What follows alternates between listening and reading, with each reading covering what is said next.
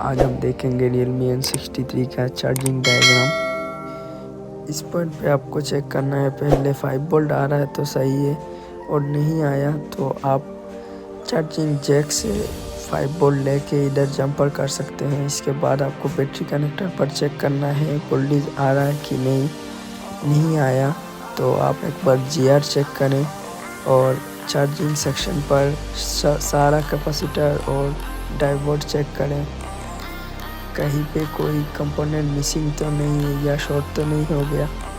अगर किसी भी पार्ट्स मिसिंग है तो आप डायग्राम पर देख के जंपर लगा के काम को सॉल्यूशन कर सकते हैं।